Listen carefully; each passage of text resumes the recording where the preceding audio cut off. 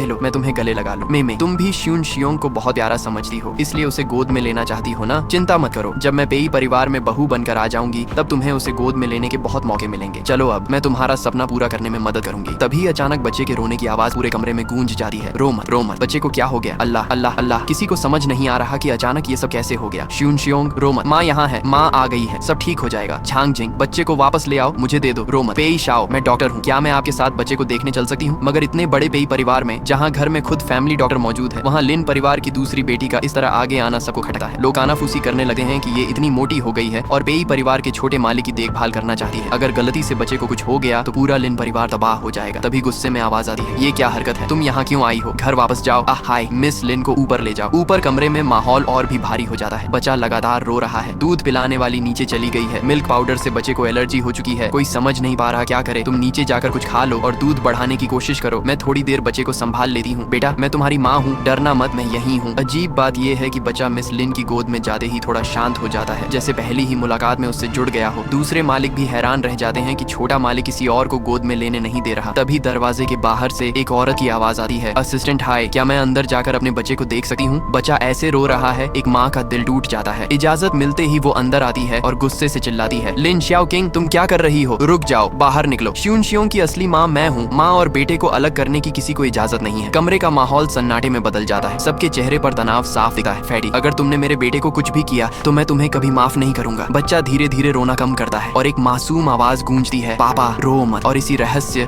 दर्द और टकराव के साथ कहानी एक नए मोड़ पर आ जाती है। पूरा एपिसोड सबसे पहले देखने के लिए नीचे दिए गए लिंक पर क्लिक करें।